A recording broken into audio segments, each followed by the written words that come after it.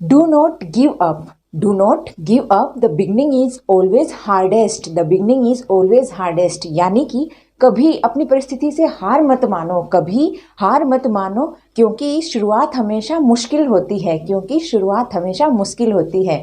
Hello friends, कैसे हैं आप सब लोग। मैं हूं आपकी टीचर कम दोस्त अन्नू गरसा और आप सभी प्यारे प्यारे दोस्तों का स्वागत करती हूं मेरे यूट्यूब चैनल रीड पर जीत में।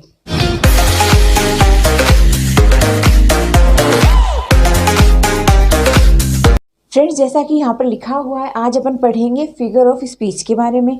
फ्रेंड, ये इंग्लिश में रीड लेवल फर्स्ट और रीड लेवल सेकंड दोनों का ही कॉमन टॉपिक है, तो आप सभी स्टूडेंट्स जो है इस टॉपिक को ध्यान से देखिएगा। फ्रेंड्स, ये अगर आपने टॉपिक देख लिया तो आपको दोबारा कोई और वीडियो देखने की ज़रूरत नहीं पड़ेगी, इस बात की गारंटी मेरी है। तो फ्रेंड्स, इस वीडियो को पूरा एंड तक देखना और अपने जितने भी डाउट्स हैं वो क्लियर करना। आज आपको पक्के से मैं सिखा कर ही जाऊंगी फिगर ऑफ स्पीच क्या है, कितने टाइप के अपने फिगर ऑफ स्पीच अपने सिलेबस में दिए हुए हैं, वो सारे अपन डिस्कस करेंगे यहाँ पर। फ्रेंड्स, चलिए अपना आज का जो वीडियो है फिगर ऑफ स्पीच वो शुरू करते हैं। फ्रेंड्स देखिए, अपन अब सबसे पहले सोचेंगे कि फिगर ऑफ स्पीच होता क्या है। फ्रेंड्स, फिगर ऑफ स्पीच जो है वो हिंदी में अगर अपन कहें तो एक अलंकार है। अलंकार अपन कहते हैं, गहने को कहते हैं, किसी चीज़ की सुंदरता बढ़ाता है ना गहना। तो फ्रेंड्स, ये जो फिगर ऑफ स्पीच है, ये जो अपनी पोइट्री है, जो अपनी भाषा है, जो अपने कहने का तरीका है, अपने कहने के तरीके की सुंदरता को बढ़ाता है। अब जैसे फ्रेंड्स, नॉर्मल अपन अगर बात करें कि कोई मतलब समझ लीजिए कि बहुत सुंदर बनकर आया है अपने सामने, अपन उसको कहेंगे अरे वाह क्या सुंदर है, तो इसमें मतलब इतनी वो असरदार एक बात नहीं रहेगी, इतना अच्छा इंप्रेशन नहीं पड़ेगा, कुछ अलग हटके नहीं होगा। कि नॉर्मल सी है कि कोई भी अगर सुंदर लगेगा तो अपन उसको कहेंगे कि अरे वाह क्या सुंदर है, तो इसमें जो है वो उतना प्रभाव नहीं पड़ेगा सामने वाले पर, जितना कि अपन उसको अगर थोड़ा घुमा फिरा के कहेंगे। जैसे कि तो मान लीजिए अगर कोई लड़की है, वो कहीं शादी में जाने के लिए रेडी होकर आई है, एकदम बन ठन के पूरा ऊपर से लेके नीचे तक full ready, makeup shake up jewellery सब कुछ मतलब अपना ऊपर तैयार कर कर आई है, तो फ्रेंड्स अपन उसको देखेंगे तो नॉर्मल अगर वो लड़की ब्यूटीफुल है, अगर वो सुंदर है, तो अपन उसको हमेशा ही कहते हैं कि हाँ तो सुंदर है। लेकिन जिस दिन के लिए वो अगर स्पेशल तैयार होकर आई, अगर अपन उस दिन भी उसको वही कहेंगे कि हाँ तुम सुंदर लग रही हो, तो वो जो बात है वो इतना प्रभाव नहीं डालेगी सामने वाली पर भी, भैया अरे मैं इतना मेकअप करके इतना तैयार हो गया और सिर्फ मैं सुंदर ही लग रही हूँ। तो फ्रेंड्स, अपनी बात को प्रभावकारी बनाने के लिए उसमें और ज़्यादा जो है विशेषता डालने के लिए अपन जो है वो फिगर ऑफ स्पीच का यूज़ करते हैं। मतलब ये शब्दों का गहना है फ्रेंड्स, जो फिगर ऑफ स्पीच है उसको अलंकार कहते हैं। अलंकार मतलब कि शब्दों का गहना मान लीजिए। तो अपन उसको क्या कहेंगे, कोई लड़की आएगी, अपन उसको कहेंगे वाह चांदी जैसा रंग है तेरा, सोने जैसे बाल। मतलब कि इतनी सुंदर लग रही हो कि चांदी की तरह चमक रही हो, सोने के जैसे तुम्हारे बाल लग रहे हैं। मतलब ये अपनी जो बात है उसकी विशेषता बताने के लिए अपन उसको कहेंगे। वैसे वास्तव में कोई ऐसा थोड़ी होता है कि क्या वास्तव में कोई चांदी जैसा होता है, क्या उसके सोने जैसे बाल होते हैं। अगर वास्तव में ऐसा होता तो सोचिए अगली के बाल ही कितने कीमती होते, वो तो करोड़पति होती है अगर ऐसा होता तो, है ना। पर फ्रेंड्स ऐसा नहीं होता। अपनी बात की विशेषता को प्रकट करने के लिए अपन इन शब्दों का प्रयोग करते हैं फिगर ऑफ स्पीच का। इसमें फ्रेंड्स अपने को 5-6 फिगर ऑफ स्पीच दिए हुए हैं अपने सिलेबस के अकॉर्डिंग, जिसमें आ जाता है सिमिली, आ जाता है मेटाफोर, आ जाता है पर्सोनिफिकेशन, आ जाता है। फ्रेंड्स, ये कुछ अपने जो सिलेबस के अंदर दे रखे हैं ये अपन यहाँ पर पढ़ेंगे। ओके फ्रेंड्स, तो अपना फिगर ऑफ स्पीच क्या है, चलिए शुरू करते हैं अपना आज का वीडियो। फ्रेंड्स देखिए, फिगर ऑफ स्पीच जैसा मैंने आपको बताया ये शब्दों का अलंकार है। फिगर ऑफ स्पीच क्या है, शब्दों का अलंकार है। तो इसमें देखिए फ्रेंड्स, इसकी डेफिनेशन क्या है, they are use to produce the greatest effect. मैंने आपको बताया था अपनी बात का प्रभावकारी प्रभाव डालने के लिए ये क्या है यूज किए जाते हैं। तो they are use to produce the greatest effect on the reader और लिसनर, जो सामने वाला है, जो पढ़ने वाला है, सुनने वाला है, उनके ऊपर अपनी बात का प्रभावशाली प्रभाव डालने के लिए जो फिगर ऑफ स्पीच है वो यूज़ किया जाता है। आगे है, it creates a freshness increases the beauty of language. अब इसने क्या किया, ये अपनी जो बात है, जो कहने का तरीका है, उसमें एक ताजगी ला देती है, एक फ्रेशनेस ला देती है अपने कहने के तरीके के ऊपर, और एक सुंदरता, सौंदर्यात्मक जो उसमें विश्लेषण है वो पैदा कर देती है। क्या, फिगर ऑफ स्पीच अपने जो कहने का तरीका है, अपनी जो लैंग्वेज है, बोलचाल की भाषा है, उसमें एक ताजगी ला देती है और उसका सौंदर्य बढ़ा देती है। ओके, तो फ्रेंड्स देखिए, figure of speech is divided into 4 parts. जो फिगर ऑफ स्पीच है वो 4 भागों में डिवाइड किया हुआ है। तो फ्रेंड्स, जो सबसे पहला है जो अपने सिलेबस में है, अपने सिलेबस में सिर्फ ये एक है, बाकी ये 3 अपने सिलेबस में नहीं है, लेकिन अपने को सिर्फ नाम पता होना चाहिए कि और भी क्या है, इसके जो पार्ट्स हैं उनके क्या नाम है। फर्स्ट है friends, those based on resemblance. Resemblance यानी सादृश्यता, ऐसी चीज़ें जो अपन सामने अपने को दिखाई देती हैं, अपन उनके ऊपर बोलते हैं, उनका कोई किसी के साथ जो है कंपैरिजन करते हैं, जिसके लिए बोलते हैं, उन चीज़ों को अपने यहाँ पर ऐड किया गया है रिजेम्बलेंस के अंदर, जो इसका फर्स्ट पार्ट है। फ्रेंड्स इसमें कौन कौन से आ जाते हैं, तो इसमें आ जाता है सिमिली, जिसको अपन उपमा अलंकार कहते हैं। सेकेंड है मेटाफोर, जिसको अपन रूपक अलंकार कहते हैं। थर्ड है पर्सोनिफिकेशन यानी मानवीकरण। फोर्थ है एसोनेंस यानी स्वर साम्य। और फिफ्थ है राइम यानी तुकांत, किसी चीज का तुक अपन मिलाते हैं ना वो। तो फ्रेंड्स अपना जो सिलेबस है उसमें ये अपने को 5 ही पढ़ने हैं, सिमिली, मेटाफोर, पर्सोनिफिकेशन, एसोनेंस और राइम। अपने ये 5 ही फिगर ऑफ स्पीच अपने सिलेबस में दिए हुए हैं, तो अपन ये 5 ही पढ़ेंगे। तो फ्रेंड्स अपना जो है सेकेंड इनके जो पार्ट है वो देख लेते हैं पहले, फिर उनका अपन डिटेल में स्टडी उनकी करेंगे। फ्रेंड्स सेकंड इसका है दोज बेस्ड ऑन कॉन्ट्रास्ट, जो विपरीत स्थितियों पर बेस्ड होते हैं ना, जैसे विलोम शब्द के आधार पर, ऐसे वो होते हैं those based on contrast. Third है दोज बेस्ड ऑन कंस्ट्रक्शन, निर्माण के ऊपर जो आधारित हैं उनके। फोर्थ है दोज बेस्ड ऑन एसोसिएशन, जो संगति के ऊपर आधारित है वो। तो फ्रेंड्स ये 4 तो इसके फिगर ऑफ स्पीच के पार्ट्स हैं, लेकिन उसमें जो अपना सिलेबस में है वो सिर्फ ये पहले वाला है, और इसमें अपने को सिर्फ ये 5 चीजें पढ़नी है, सिमिली, मेटाफोर, पर्सोनिफिकेशन, एसोनेंस और राइम। तो फ्रेंड्स आइए शुरू करते हैं अपना जो पहला जो इसका पॉइंट है, जो पहला पार्ट है उसका जो पॉइंट है सिमिली, उसको अपन शुरू करते हैं क्योंकि ये अपने सिलेबस के अंदर है। तो फ्रेंड्स देखिए अपना सबसे पहले आता है सिमिली। सिमिली को अपन कहते हैं उपमा अलंकार। सिमिली को कहते हैं उपमा अलंकार। इसमें क्या होता है फ्रेंड्स, इसमें कोई दो जो लोग होते हैं ना, उनके बीच में कंपैरिजन किया जाता है, दो लोगों के बीच में कंपैरिजन किया जाता है, जिनमें कम से कम एक जो क्वालिटी है ना वो कम से कम सेम होनी चाहिए। ऐसे दो लोगों के बीच में कंपैरिजन, मतलब सिमिली जहां पर आ जाए वहां पर कंपैरिजन को ध्यान रखना कि यहाँ क्या होगा, किन्हीं दो के बीच में कंपैरिजन या तुलना की जाएगी। ओके फ्रेंड्स देखिए अपनी जो इसकी डेफिनेशन है वो देख लेते हैं। तो फ्रेंड्स इसमें है इन अ सिंपल, साधारण शब्दों में, comparison is made between two objects of different kinds which have at least one point in common. अब अपने को बताया गया है कि सिमिली में क्या होता है कि दो ऑब्जेक्ट्स जो डिफरेंट टाइप की हैं, डिफरेंट तरह की हैं, उन दो ऑब्जेक्ट्स के बीच में जब कंपैरिजन करवाया जाता है, जिनमें से कम उनमें एक चीज जो है वो समान होनी चाहिए, तो उन जो दो ऑब्जेक्ट्स के बीच में जो अपन कंपैरिजन करवाएंगे उसको अपन कहेंगे सिमिली। तो यहाँ पर बताया गया कि ऐसी कोई दो चीजें जिनमें वैसे तो असमानता है, लेकिन कम से कम उनका एक जो करेक्टर है वो सेम होना चाहिए, एक पॉइंट उनमें कॉमन होना चाहिए। तो ऐसी जिन दो चीज़ों के बीच में तुलना करवाएंगे या कंपैरिजन करवाएंगे उसको कहेंगे सिमिली, यानी उपमा अलंकार अपन उसको कहेंगे। साधारण से शब्दों में अपन कह दें कि अगर दो चीज़ों के बीच में तुलना करवानी हो तो अपन वहाँ पर क्या यूज़ करेंगे, अपन सिमिली यूज़ करेंगे। और फ्रेंड्स जो सिमिली है उसमें ऐसे कुछ स्पेशल वर्ड्स आते हैं जिनसे अपने को पता चल जाता है कि यहाँ पर सिमिली का यूज़ किया गया है। जैसे फ्रेंड्स उसमें अपन जो पहचान है वो कैसे करेंगे उसकी, तो फ्रेंड्स जो भी एग्जाम्पल होंगे उनमें ये कुछ शब्द आपको देखने को मिलेंगे, जैसे एज, लाइक, सो, एज, ये अगर किसी वर्ड्स के बीच में, एग्जाम्पल्स के बीच में अगर ये आ रहे हैं तो आप वहाँ समझ लेना कि जब तुलना हो रही है तो ये कौन से वर्ड्स हैं, ये तुलनात्मक शब्द हैं फ्रेंड्स। जहाँ तुलना होगी वहाँ पर इन वर्ड्स का यूज़ किया जाएगा। तो जहाँ पर ये चीज़ें आपको दिख जाए वहाँ समझ जाना कि ये सिमिली है। ओके फ्रेंड्स, अब आप लोगों को इसका कुछ ज़्यादा डिटेल में आप लोगों को तब समझ में आएगा जब अपन इसके एग्जाम्पल करेंगे। ये तो अपन ने सिर्फ इसकी डेफिनेशन करी है, अब अपन इसके एग्जाम्पल करेंगे तब अपने को समझ में आएगा ना कि हाँ एग्जाम्पल से अपने का सारा जो डाउट है वो क्लियर हो जाएगा। तो देखिए फ्रेंड्स देख लेते हैं इसके एग्जाम्पल कौन कौन से हैं। पहला है इसका फ्रेंड्स एग्जाम्पल कि my mother is beautiful like the moon.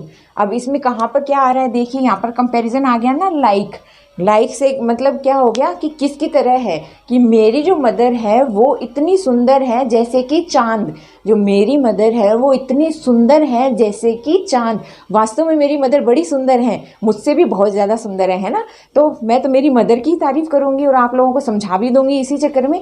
तो फ्रेंड्स देखिए मैंने पहला एग्जाम्पल लिया है कि my mother is beautiful like the moon. तो यहाँ पर लाइक जो वर्ड यूज़ हो रहा है वहीं पर मतलब कंपेरिजन शुरू हो गया है। मून के साथ मैंने मेरी मदर का कंपैरिजन कर दिया है कि मेरी माँ इतनी सुंदर है जैसे कि चांद। तो मैंने चांद और मेरी माँ में दोनों में कंपैरिजन कर दिया है। तो यहाँ पर सिमिली का प्रयोग हो रहा है, ये अपने को पता चल गया है। सेकेंड है friend, my father is as strong as a lion. यहाँ पर कौन सी सिमिली यूज हुई है, यहाँ पर एज जो है वो सिमिली यूज हुई है, 2 बार एज आ रहा है ना।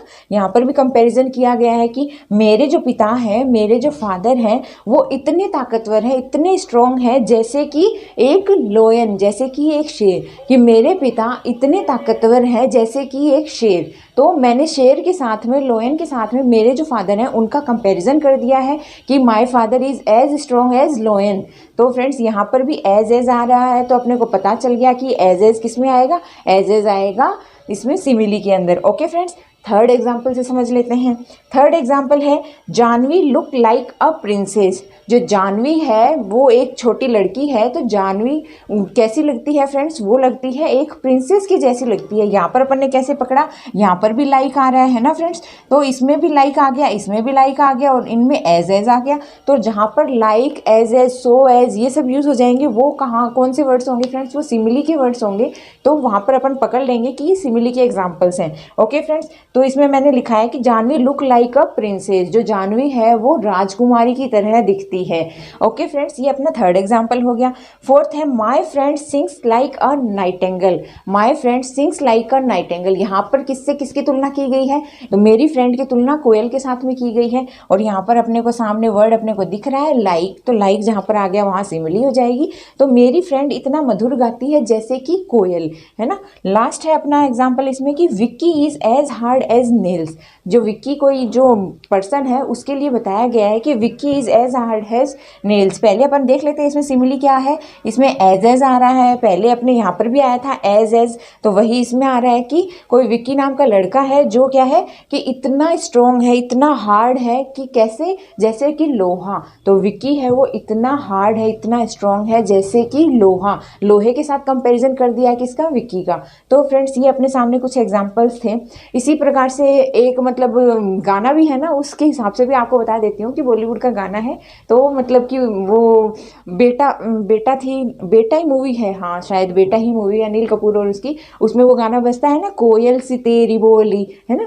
तो फ्रेंड्स उसमें भी उसका कंपैरिजन किसके साथ किया गया, माधुरी दीक्षित का, उसमें उसका कंपैरिजन कोयल के साथ किया गया कि कोयल की जैसी उसकी बोली है ना फ्रेंड्स। तो यहाँ पर भी कौन सी जो चीज़ यूज़ की गई थी, वहाँ पर भी सिमिली यूज़ की गई थी। ओके फ्रेंड्स, क्योंकि उन दोनों में कंपैरिजन किया गया था ना कि उसकी बोली कैसी है, कोयल की जैसी है। ओके फ्रेंड्स, ये अपने सामने थे सिमिली, ये अपन ने यहाँ पर सिमिली पढ़ लिया। उम्मीद करती हूँ कि आप लोगों को अच्छे से समझ में आ गया होगा, और फ्रेंड्स आना भी चाहिए। कौन सी चीज़ छोड़िए, मैंने सारी चीज़ें आपको यहाँ पर बताई हैं और इतने सारे एग्जाम्पल भी आपको यहाँ पर बताए हैं। इसके अलावा आपको बाहर से कुछ भी करने की ज़रूरत नहीं है। तो फ्रेंड्स यहाँ पर अब आप कोई भी किताब खोल लीजिए, उसमें आपको कहीं पर भी अगर पहचान के ये शब्द मिल जाए ना, कितने भी एग्जाम्पल कर लीजिए, आपके सामने अगर पहचान के ये कुछ शब्द है ना, तो आप सारे एग्जाम्पल कर लेंगे और आप झट से पकड़ जाएंगे कि वो सिमिली है या कोई और चीज़ है। तो फ्रेंड्स आपके पास जो भी घर पर सोर्स है उसमें जितने भी आपको एग्जाम्पल मिले ना, ज़्यादा से ज़्यादा एग्जाम्पल करके देखिएगा कि आपके कितने सही होते हैं और कितने नहीं।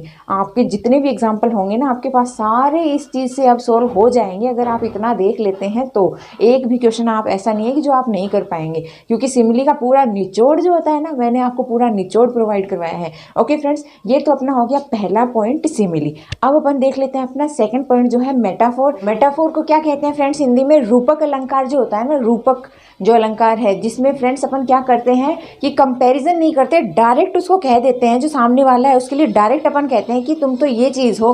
तो फ्रेंड्स इसमें कंपैरिजन नहीं होगा। जो सिमिली थी उसमें तो अपने क्या किया था, कंपैरिजन किया था दो चीज़ों के बीच में, जिसमें से कम एक पॉइंट कॉमन हो, वो तो था सिमिली। और ये मेटाफोर है जिसको अपन रूपक अलंकार कहते हैं। इसमें क्या होगा फ्रेंड्स, इसमें कोई कंपैरिजन नहीं होगा, इसमें डायरेक्ट जो सामने वाला है उसको उसी चीज़ को कह दिया जाएगा कि तुम तो यही हो। तो फ्रेंड्स देखिए इसकी जो डेफिनेशन है उसमें क्या अपने को बताया गया है फ्रेंड्स, इसमें बताया है कि मेटाफोर है the comparison between two different objects. दो अलग तरीके की जो ऑब्जेक्ट्स हैं उनके बीच में कंपैरिजन होगा। सिमिली में तो सिमिलैरिटी थी, कोई एक पॉइंट पर कोई एक चीज़ में समानता होनी चाहिए थी, तो अपन ने लाइक, सो, एज, सो, एज ये सब अपन ने लगाकर उनके बीच में कंपैरिजन करवाया था, क्योंकि उनमें कोई एक चीज़ कॉमन थी।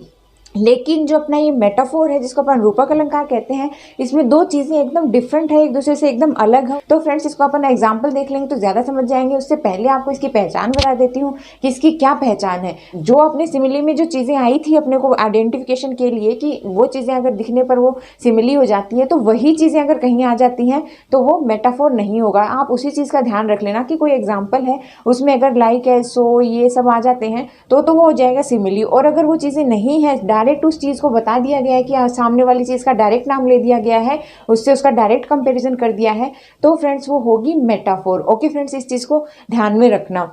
फ्रेंड्स ये मैंने आपके सामने लिखा है कि कभी भी लाइक, एज, सो, एज या सो एज का यूज़ इसमें नहीं होगा, मेटाफोर में नहीं होगा, क्योंकि इन सब का यूज़ किस में होता है, इनका सिमिली में होता है। फ्रेंड्स बहुत कॉमन सा जो है, माइनर सा इनमें जो है वो डिफरेंस है। तो यहीं पर बच्चे हैं वो कंफ्यूज हो जाते हैं कि कौन सी सिमिली है कौन सी मेटाफोर, क्योंकि छोटी सी चीज़ पर अपना ध्यान नहीं जाता है और अपन क्या कर देते हैं, मेटाफोर को सिमिली कर देते हैं, सिमिली को मेटाफोर कर देते हैं। लेकिन फ्रेंड्स इन 5 जो मैंने आपके सामने लिख रखे हैं, इन वर्ड्स को दिमाग में रखना, ध्यान में रखना। ये अगर दिमाग में छप गए ना तो उसके बाद में आपका एक भी एग्जाम्पल गलत नहीं होने का, इस बात की गारंटी है। तो इस चीज़ को दिमाग में छाप लेना। और आप लोगों को अब इसके एग्जाम्पल बता देती हूँ, उससे आपका जो है वो परफेक्ट हो जाएगा, आप इसमें परफेक्ट हो जाओगे। अपने सिमिली और मेटाफोर में कभी कंफ्यूजन होगा ही नहीं। लेकिन ध्यान से सुनना, ध्यान से देखना। ओके फ्रेंड्स, चलिए देख लेते हैं अपने मेटाफोर के एग्जाम्पल। तो फ्रेंड्स देखिए, पहला एग्जाम्पल है कि Maharana Pratap was the lion of field. अपना पहला एग्जाम्पल क्या है कि जो महाराणा प्रताप थे वो जो मैदान था उसके क्या थे, शेर थे। जो युद्ध का मैदान था उसके शेर थे। कौन थे, महाराणा प्रताप। तो फ्रेंड्स इसमें कहीं भी इन वर्ड्स का यूज नहीं हुआ है, देख लीजिए। यहाँ पर जो like as a lion of field ऐसा नहीं कहा गया, किसी से कंपैरिजन नहीं किया गया कि इसके जैसे थे। इसमें सीधा ही उनको बता दिया गया कि वो क्या थे, वो शेर थे। उनको ऐसा नहीं कहा गया कि वो शेर जैसे थे, वो क्या थे, वो शेर थे। The lion of field. उम्मीद है समझ गए होंगे, अगर नहीं समझे हैं तो और एग्जाम्पल देख लीजिए। सेकेंड है माई लव इज रोज। हाँ वैसे रियल है कि मेरा प्यार क्या है, गुलाब है। रियल में वास्तव में मुझे गुलाब से बड़ा प्यार है, मुझे सच में भी गुलाब बहुत पसंद है। तो इसमें देखिए एग्जाम्पल है कि माई लव इज रोज। मैंने ऐसा नहीं कहा कि my love is as a rose, तो मैंने उसको रोज के साथ कंपेयर नहीं किया है, मैंने उसको सीधा ही कह दिया कि मेरा प्यार क्या है, गुलाब है, मेरा प्यार गुलाब है। तो फ्रेंड्स मैंने सीधा मेरे प्यार को गुलाब बताया है। तो फ्रेंड्स ये सीधा मैंने उसके साथ उसका कंपैरिजन नहीं किया, किसी दो चीज़ों के बीच में सिमिलैरिटी नहीं दिखाई है, मैंने सीधा ही उसको गुलाब बताया है मेरे प्यार को। तो मेरा प्यार क्या है, गुलाब है, ये मैंने सीधा बताया है। तो ईज रोज मैंने लगा दिया, बीच में कहीं भी लाइक, सो, एज नहीं लगाया, तो ये भी आप समझ गए होंगे। थर्ड एग्जाम्पल देख लीजिए। थर्ड एग्जाम्पल है the camel is the ship of desert. अपन ने क्या कहा है कि जो कैमल है, जो ऊंट है, उसको अपन ने जहाज कहा है, कहाँ का, रेगिस्तान का जहाज कहा है।